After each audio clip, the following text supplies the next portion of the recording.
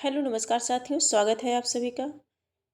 कैसे हैं आप सब? आशा करती हूँ आप सभी स्वस्थ होंगे और अपने अपने लक्ष्य की प्राप्ति में निरंतर लगे हों। सर्वप्रथम होली की ढेर सारी शुभकामनाएं। होली की ढेर सारी शुभकामनाएं आप सभी को। और एंजॉय करिए, होली खेलिए, लेकिन हाँ, अपने लक्ष्य को भी ध्यान में रखिए। ठीक है। तो हम सभी प्रैक्टिस सेट कर रहे हैं, इस क्लास में लगा रहे हैं और प्रश्न संख्या 51 है। जैसा कि आप सभी जानते हैं, हम सभी परिचित हैं कि यूपी टीजीटी पीजीटी बिहार शिक्षक भर्ती टीआरई 4.0 एलटी ग्रेड परीक्षा को ध्यान में रख करके कुछ प्रश्नोत्तरी हम सभी प्रतिदिन करते हैं। और ये प्रश्नोत्तरी विभिन्न प्रतियोगी परीक्षा में आए हुए प्रश्न हैं ये। और इनमें हम सभी जो है 50 प्रश्नों को टोटल हम लोगों ने किया है। और आज की क्लास में हम सभी 51 नंबर के प्रश्नों को देखेंगे। 51 नंबर का जो प्रश्न है वो है हमारा, निम्नलिखित में से क्या हिंदी साहित्य इतिहास लेखन का आधार या स्रोत नहीं हो सकता। प्रश्न को ध्यान से देखेंगे कि क्या हिंदी साहित्य इतिहास लेखन का आधार या स्रोत नहीं हो सकता। विभिन्न युगों की आंतरिक और बाह्य परिस्थितियों पर प्रकाश डालने वाली सामग्री, रचनाओं का मौखिक उल्लेख, शिलालेख। और अगला है साहित्यकारों की प्रकाशित या अप्रकाशित रचनाएं। तो जो 51 नंबर का प्रश्न है इसमें है क्या नहीं हो सकता, इस पे विशेष ध्यान देना है हम सभी को। तो इसका जो करेक्ट आंसर हो जाएगा वो है रचनाओं का मौखिक उल्लेख। रचनाओं का मौखिक उल्लेख। ठीक है। तो इस प्रकार से करेक्ट आंसर हमारा क्या बनेगा? बी बनेगा। आगे हम सभी देखेंगे, रचनाओं का मौखिक उल्लेख जो है हिंदी साहित्य इतिहास लेखन का आधार या स्रोत नहीं हो सकता है। आगे हम सभी देखेंगे, अगला प्रश्न है हमारा, निम्नलिखित में से कौन सी पुस्तक आचार्य हजारी प्रसाद द्विवेदी की नहीं है। हिंदी साहित्य उद्भव और विकास, है ना, ये तो है ही है। हिंदी साहित्य की भूमिका, हिंदी साहित्य का आदिकाल, ये तीनों रचनाएं हैं। हिंदी साहित्य का आलोचना यही नहीं है। तो जो करेक्ट आंसर हमारा हो जाएगा वो क्या बनेगा? बी बनेगा, क्योंकि नहीं पूछा गया है ना। तो करेक्ट आंसर हमारा क्या हो जाएगा? बी हो जाएगा। हिंदी साहित्य की भूमिका की अगर बात करें हम तो 1940, और उद्भव और विकास 1952, और हिंदी साहित्य का आदिकाल ये भी 1952। आगे बढ़ते हैं, प्रश्न संख्या 53 देखते हैं। 53 नंबर का प्रश्न है, आचार्य रामचंद्र शुक्ल के अनुसार आदिकाल का समय है संवत 1050 से 1300 विक्रमी, है ना। चारों ऑप्शन है, इन चारों ऑप्शन में से बताना है। तो जो हमारा करेक्ट आंसर होगा संवत 1050 से 1375, 1050 से 1375। ठीक है, जिसे वीर गाथा काल के नाम से जाना है। आचार्य शुक्ल ने 900 वर्षों, आचार्य शुक्ल हिंदी साहित्य के 900 वर्षों को, है ना, 900 वर्षों को चार कालखंडों में विभाजित किया है। और जिसमें है वीर गाथा काल 1050 से 1375 विक्रमी, और भक्ति काल 1375 से 1700 विक्रमी, और रीति काल संवत 1700 से 1900 विक्रमी, और गद्य काल, और आधुनिक काल को गद्य काल किसने कहा, इस तरह से भी प्रश्न बनता है। तो गद्य काल 1900 से 1984 विक्रमित है। आगे हम बढ़ते हैं, जो प्रश्न है ये इम्पॉर्टेंट प्रश्न है। ज्ञान राशि के संचित कोश का नाम साहित्य है। साहित्य के संदर्भ में यह किस मनीषी का कथन है? चार ऑप्शन हमारे सामने है, डॉक्टर हजारी प्रसाद द्विवेदी, पंडित महावीर प्रसाद द्विवेदी, सी ऑप्शन है पंडित रामचंद्र शुक्ल, डी ऑप्शन है डॉक्टर नगेंद्र। तो जो 57 नंबर का प्रश्न है, प्रश्न संख्या 57, क्षमा चाहूँगी, 53 के बाद जो है 54 नंबर के प्रश्न को हम सभी देखेंगे। हाँ, 54 नंबर के प्रश्न को देखेंगे, अभी वो उस नंबर पे भी पहुँचते हैं। हाँ, 54 नंबर का प्रश्न देखेंगे, इस्तवार दाला लितरेतुर एंदुए हिंदुस्तानी नामक ग्रंथ किस भाषा में लिखा गया था? जर्मन भाषा, बी ऑप्शन है अंग्रेजी, सी है हिंदी, डी है फ्रेंच। देखिए ये प्रश्न कितनी बार परीक्षा में बना है और ये हमेशा बनता रहता है। तो 54 नंबर का जो प्रश्न है मोस्ट इंपॉर्टेंट है, ये किस भाषा में? तो फ्रेंच भाषा में। करेक्ट आंसर हमारा क्या हो जाएगा? डी हो जाएगा। देखिए यह जो पुस्तक है गारसादा तासी की है और इसके दो भाग हैं, जिसका प्रकाशन 1839 में 39 में तथा 1847 में हुआ। और यह पुस्तक द्वितीय संस्करण में 3 भागों में विभक्त हो गई, है ना। और तीसरा भाग इसका कब प्रकाशित हुआ? ये 71 में, 1871 में। आगे हम सभी देखेंगे, और इसकी जो खास बात है इसमें देखेंगे कि हिंदी और उर्दू के अनेक कवियों का विवरण अंग्रेजी वर्णमाला के अनुसार दिया गया है। किसके अनुसार? अंग्रेजी वर्णमाला के अनुसार। अगला प्रश्न है 55 नंबर का प्रश्न है, थोड़ा कोट से है। सूची ए में अंकित नामों को सूची बी में अंकित साहित्य इतिहासकारों के साथ सुमेलित कीजिए। सिद्ध सामंत काल, देखिए यहाँ से प्रश्न हमेशा बनता है ना। ये थोड़ा सा मैं कर दे रही हूँ। हाँ, सिद्ध सामंत काल किसका है? तो राहुल शंकरत्यायन का है, यानी कि 4 ए का 4 किसमें है? ए का 4 इसमें भी है, इसमें भी है। अब ये देखिए, तो ये तो कट गया, ये भी कट गया। अब इन दोनों में से हम देख लेते हैं, चारण काल किसने कहा है? अगला है चारण काल, तो जॉर्ज ग्रियर्सन ने कहा, है। अब देखेंगे ए के बाद जो है ये 4 के बाद 3 किस में है? 4 के बाद 3 इसमें है, तो यही वाला हमारा करेक्ट आंसर हो जाएगा, लेकिन फिर भी हम मिला लेते हैं। और आदिकाल किसने कहा? प्रारंभिक काल किसने कहा? तो प्रारंभिक काल जो है मिश्रबंधु ने कहा। और आदिकाल किसने कहा? तो हजारी प्रसाद द्विवेदी ने कहा है। आगे हम सभी देखते हैं 56 नंबर के प्रश्नों को देखते हैं। हिंदी के प्रारंभिक काल को आदिकाल नाम देने वाले हैं। तो हिंदी के प्रारंभिक काल को आदिकाल नाम को किसने दिया है? 4 ऑप्शन हमारे सामने हैं। और अभी ये प्रश्न हम लोगों ने किया भी, तो हजारी प्रसाद द्विवेदी। करेक्ट आंसर हमारा ए हो जाएगा। क्या होगा? ए हो जाएगा। देखिए, जो चारण काल है कुछ हम लोग देख लेते हैं। चारण काल किसने कहा? ये महत्वपूर्ण तथ्य है। जितनी बार हम लोग पढ़ें, जितनी बार रिवीजन करें, उतना ही कम है हम सभी के लिए, इतना आप ध्यान रखिए। और चारण काल ग्रियर्सन है, प्रारंभिक काल मिश्रबंधु है, बीजोपन काल महावीर प्रसाद द्विवेदी, वीरगाथा काल रामचंद्र शुक्ल, संधि एवं चारण काल रामकुमार वर्मा, सिद्ध सामंत काल राहुल शंकरत्यायन। ये जितने भी हैं मोस्ट इंपॉर्टेंट हैं। आगे हम सभी बढ़ते हैं। अब हम सभी 57 नंबर के प्रश्न को देखेंगे। ज्ञान राशि के संचित कोश का नाम साहित्य है। साहित्य के संदर्भ में यह कथन किस मनीषी का है? तो 4 ऑप्शन दिए गए हैं। 57 नंबर का प्रश्न है। इसका हमें करेक्ट आंसर बताना है इसमें कि करेक्ट आंसर हमारा क्या होगा। बहुत ही चर्चित लाइन है ये। तो पंडित महावीर प्रसाद द्विवेदी करेक्ट आंसर, यानी कि बी हो जाएगा। ज्ञान राशि के संचित कोश का नाम साहित्य है। साहित्य के संदर्भ में यह कथन सरस्वती पत्रिका के ख्यातिलब्ध मूर्धन्य मनीषी कौन है? पंडित महावीर प्रसाद द्विवेदी। और उन्हीं का ये कथन है, और जिसके नाम पर द्विवेदी युग का नाम भी पड़ा है ना।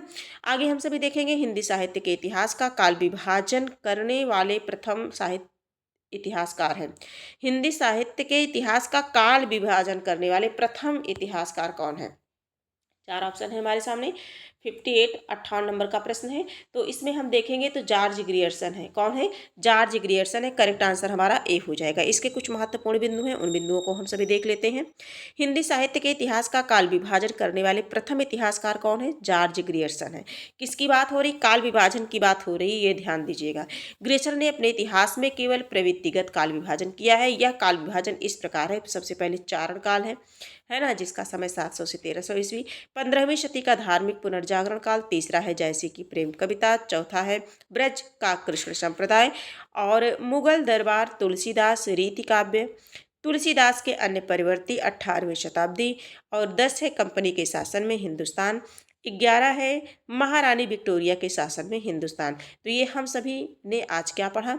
ये प्रश्न में हम लोगों ने पढ़ा कि काल विभाजन करने वाले प्रथम इतिहासकार कौन है? तो जॉर्ज ग्रियर्सन है। और उन्होंने किस तरह से काल विभाजन किया, ये हम लोगों ने प्रत्यक्ष रूप से देखा। अब हमारा अगला प्रश्न है, रामचंद्र शुक्ल के वीरगाथा काल को आदिकाल किसने कहा है? रामचंद्र शुक्ल के वीरगाथा काल को आदिकाल किसने कहा है? महावीर प्रसाद द्विवेदी ने, शांति प्रिय द्विवेदी ने, हजारी प्रसाद द्विवेदी, गणपति चंद्र गुप्त ने। 59। ठीक है। अब इसका करेक्ट आंसर हो जाएगा हजारी प्रसाद द्विवेदी ने। रामचंद्र शुक्ल के आदिकाल, वीरगाथा काल को आदिकाल। देखिए, प्रश्न किस तरह से पूछा जाता है। जब हम प्रैक्टिस कर लगाते हैं, क्वेश्चन सॉल्व करते हैं, तब हमें पता चलता है कि प्रश्न किस तरह से बन सकते हैं। अब यही देख लीजिए, रामचंद्र शुक्ल के वीरगाथा काल को, है ना, वीरगाथा काल नाम किसने दिया? रामचंद्र शुक्ल ने दिया। इसको आदिकाल किसने कहा, है ना? आदिकाल किसने कहा? तो आचार्य हजारी प्रसाद द्विवेदी ने। करेक्ट आंसर हमारा क्या बन जाएगा? सी बन जाएगा। करेक्ट आंसर क्या बनेगा? सी बनेगा। और ये देख सकते हैं आप कितनी बार ये परीक्षा में आया है। और एक बार फिर से रिवीजन कर लेते हैं। चारण काल किसने कहा? जॉर्ज ग्रियर्सन ने। प्रारंभिक काल मिश्रबंधु ने। बीजोपन काल महावीर प्रसाद द्विवेदी ने। वीरगाथा काल आचार्य रामचंद्र शुक्ल ने। सिद्ध सामंत काल राहुल शंकरत्यायन ने। वीर काल आचार्य विश्वनाथ प्रसाद मिश्र। ये भी ध्यान देंगे, वीर गाथा काल आचार्य रामचंद्र शुक्ल, लेकिन वीर काल किसने कहा? विश्वनाथ ने। वीर काल विश्वनाथ। ठीक। आगे देखेंगे, संधि एवं चारण काल डॉक्टर रामकुमार वर्मा। आधार काल सुमन राजे। ये भी प्रश्न कई बार बना है। आधार काल सुमन राजे। 60 नंबर का प्रश्न है, पंडित विश्वनाथ प्रसाद मिश्र के मत से रीतिकाल का नाम श्रृंगार काल होना चाहिए। पंडित विश्वनाथ प्रसाद मिश्र के मत से रीतिकाल का नाम श्रृंगार काल होना चाहिए। रीतिकाल नाम रखने से उसके विभाजन का मार्ग बंद हो जाता है। बी ऑप्शन है, श्रृंगार के अतिरिक्त और किसी विषय पर नहीं लिखा गया। सभी कवि कृष्ण राधा के माध्यम से श्रृंगार का वर्णन करते हैं। श्रृंगार और प्रेम रस ही रीति का मुख्य विषय है। अब इसमें हमें देखना है कि पंडित विश्वनाथ प्रसाद मिश्र के मत से रीतिकाल का नाम श्रृंगार काल होना चाहिए, क्योंकि मतलब इसमें ये क्यों होना चाहिए ये देख बताना है मुझे। तो 60 नंबर का प्रश्न है, अब इसका करेक्ट आंसर हो जाएगा रीतिकाल का नाम रखने से उसके विभाजन का मार्ग बंद हो जाता है। करेक्ट आंसर हमारा बी हो जाएगा, सॉरी ए हो जाएगा। करेक्ट आंसर हमारा ए हो जाएगा। 61 नंबर के प्रश्न को देखते हैं हम। प्रश्न संख्या 61, ज्ञान राशि के संचित कोश का नाम साहित्य है ना। अब ये किसका है, तो ये आचार्य महावीर प्रसाद द्विवेदी का है। 57 नंबर का प्रश्न है। 60 नंबर तक हम लोगों ने देख लिया। हाँ, प्रश्न संख्या 60 को हम लोगों ने देखा। अब 61 को देखेंगे, क्योंकि उस प्रश्न को तो हम लोगों ने कर लिया है ना। अब 61 नंबर के प्रश्नों को देखेंगे। हिंदी साहित्य 20वीं शताब्दी के रचयिता हैं। निर्मला जैन ऑप्शन है, बी नंद दुलारी वाजपेयी, सी नामवर सिंह, डी बच्चन सिंह, है ना। 61 नंबर का जो प्रश्न है इसका आंसर हम सभी को देना है। शायद आप सभी भी गेस कर पा रहे होंगे 61 नंबर का प्रश्न, तो नंद दुलारी वाजपेयी। करेक्ट आंसर इसका क्या हो जाएगा, बी हो जाएगा। प्रश्न है, हिंदी साहित्य 20वीं शताब्दी के रचयिता। हिंदी साहित्य 20वीं शताब्दी के रचयिता नंद दुलारी वाजपेयी। अगला हम देखते हैं, कुछ महत्वपूर्ण तथ्य हैं यहाँ हम देख लेते हैं।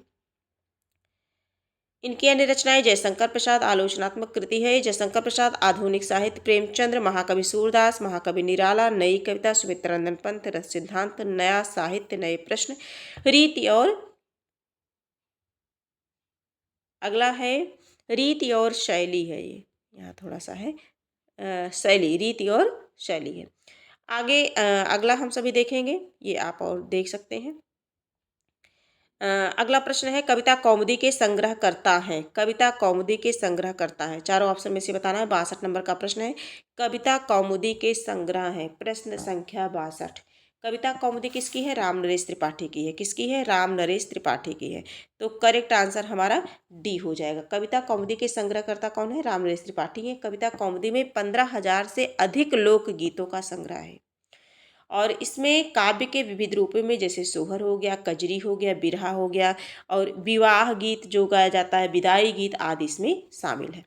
आगे हम सभी देखेंगे। अगला प्रश्न है, 63 नंबर का प्रश्न है, मिश्र बंधुओं में शामिल नहीं है गणेश श्याम सुखदेव। तो केशव जी नहीं है ना, केशव जी कवि हैं, केशव जी नहीं है, ये तीनों हैं, है ना, Ganesh Shyam Sukhdev. Correct answer C हो जाएगा। मिश्र बंधुओं के अनुसार हिंदी का प्रथम गद्य लेखक है।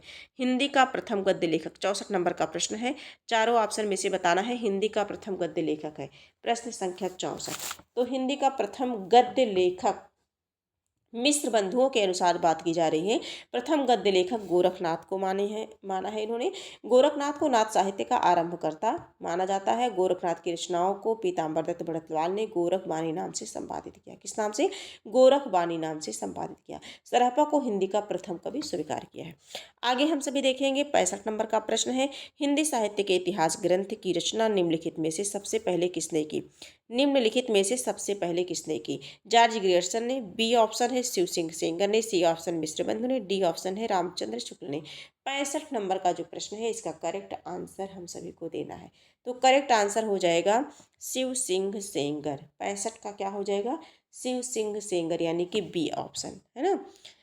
शिव सिंह सेंगर ने सबसे पहले इतिहास ग्रंथ लिखा, और इन्होंने 1883 में शिव सिंह सरोज नाम से इतिहास ग्रंथ लिखा, जिसमें लगभग 838 भाषा कवियों का वर्णन किया, है ना। और जॉर्ज ग्रियर्सन ने क्या किया था, the modern vernacular literature of Hindustan 1888, और मिश्र बंधुओं ने मिश्र बंधु विनोद लिखा था 1913, और रामचंद्र शुक्ल की अगर बात की जाए तो रामचंद्र शुक्ल ने हिंदी साहित्य का इतिहास 1929 ग्रंथ लिखा था, 1929 में मतलब। अगला प्रश्न है हम सभी का, हाँ, शिव सिंह सरोज का रचना काल है। 66 नंबर का प्रश्न है, शिव सिंह सरोज का रचना काल है। प्रश्न संख्या 66, तो ये है 1800 33। शिव सिंह सेंगर ने शिव सिंह सरोज नाम से हिंदी भाषा में दूसरा महत्वपूर्ण ग्रंथ लिखा और इसका रचनाकार 1883 है ना, 1883 ठीक, 33 नहीं 1883। आगे देखेंगे शिव सिंह सरोज में एक सहस्त्र मतलब 1000 यानी कि 838 कवि भाषा कवियों का जीवन चरित्र और उनकी कविताओं के उदाहरण दिए गए हैं। अगला प्रश्न है हमारा जो है 67 नंबर का प्रश्न है। प्रश्न संख्या 67 है, निम्नलिखित में से किस रचनाकार ने अपनी गद्य तक एक सेकंड हाँ, प्रश्न संख्या है, निम्नलिखित में से किस रचनाकार ने अपना लेखन गद्य तक ही सीमित रखा। प्रश्न संख्या 67 है, निम्नलिखित में से किस रचनाकार ने अपना लेखन गद्य तक ही सीमित रखा। चार ऑप्शन हमारे सामने हैं। पहला ऑप्शन है रामविलास शर्मा, दूसरा है रामचंद्र शुक्ल, तीसरा ऑप्शन है प्रेमचंद्र और चौथा ऑप्शन है नगेंद्र यानी कि डॉक्टर नगेंद्र। और ये प्रश्न आप देख सकते हैं केवीएस पीजीटी परीक्षा 2018 का बना हुआ प्रश्न है और इसका करेक्ट आंसर शायद आप सभी भी गेस कर पा रहे होंगे क्या होगा। और इसमें इसका अगर आंसर हम सभी देखना चाहें तो इसका करेक्ट आंसर हो जाएगा सी, प्रेमचंद्र। मुंशी प्रेमचंद्र ने अपना लेखन गद्य तक ही सीमित रखा, जबकि रामविलास शर्मा, रामचंद्र शुक्ल, डॉक्टर नगेंद्र ने गद्य और पद्य दोनों विधा में रचना की, गद्य में भी किया और पद्य में भी किया। ठीक, अगला है 68 नंबर का प्रश्न है। 68 नंबर का, अपभ्रंश को पुरानी हिंदी सर्वप्रथम किसने कहा। कई बार ये प्रश्न बना है। अपभ्रंश को पुरानी हिंदी सर्वप्रथम किसने कहा। ऑप्शन ए है जॉर्ज ग्रियर्सन, बी ऑप्शन है चंद्रधर शर्मा गुलेरी, सी है रामचंद्र शुक्ल, डी है राहुल संकृत्यायन। ये भी 2018 का बना हुआ प्रश्न है और ये कई बार परीक्षा में बनता है। इसका जो करेक्ट आंसर है 68 नंबर का जो प्रश्न है इसका करेक्ट आंसर हो जाएगा चंद्रधर शर्मा गुलेरी ने, है ना। पुरानी हिंदी सर्वप्रथम, अपभ्रंश को पुरानी हिंदी सर्वप्रथम की बात हो रही है तो चंद्रधर शर्मा गुलेरी ने, करेक्ट आंसर हमारा बी हो जाएगा। अगला प्रश्न है, प्रश्न संख्या थोड़ा सा इंपॉर्टेंट तथ्य है, हम यहाँ देख लेते हैं। अपभ्रंश को पुरानी हिंदी सर्वप्रथम गुलेरी जी ने कहा। गुलेरी जी की प्रसिद्धि का जो कारण है, उनकी जो कहानी है उसने कहा था। अब उसने कहा था ये सभी परिचित हैं, है ना। उसने कहा था, इसे एक औपन्यासिक कहानी माना जाता है। कछुआ धर्म एवं मारसी मोह कुठाव इनके प्रमुख निबंध हैं, इनके गुलेरी जी के। आगे हम देखेंगे 69 नंबर का प्रश्न है, जैसा पुराना चावल ही बड़े आदमियों के खाने योग्य समझा जाता है, वैसे ही अपने समय से कुछ पुरानी पड़ी हुई परंपरा के गौरव से युक्त भाषा ही पुस्तक रचने वालों के व्यवहार योग्य समझी जाती थी।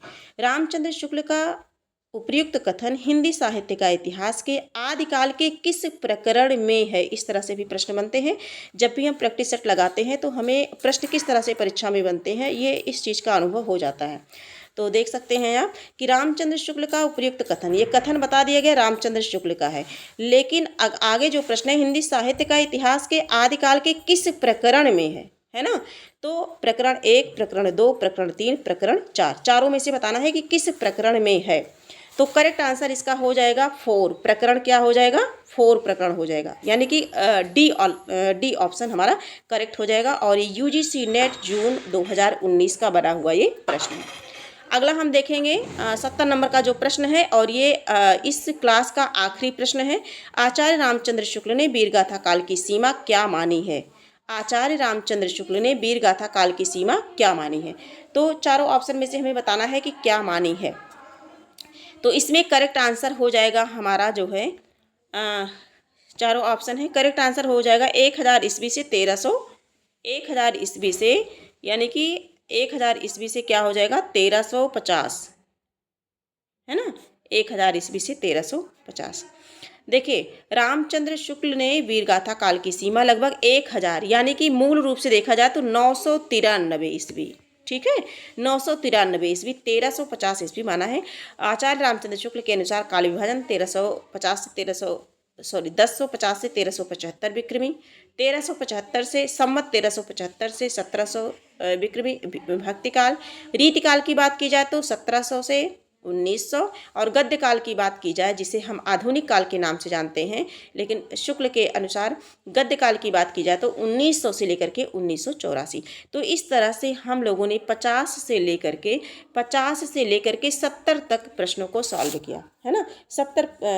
50 से लेकर के 70 तक हम लोगों ने किया। अब इसके आगे हम सभी अगली क्लास में देखेंगे। आज की क्लास हम यहीं कंप्लीट करते हैं। होली की ढेर सारी शुभकामनाएं आप सभी को। आप सभी खेलिए, एंजॉय करिए, लेकिन हाँ, अपने लक्ष्य के प्रति सचेत रहिए, ध्यान दीजिए। आज की क्लास यहीं तक। हम फिर मिलेंगे, कुछ महत्वपूर्ण प्रश्नों के साथ मिलेंगे, नए तथ्यों के साथ मिलेंगे। तब तक के लिए धन्यवाद।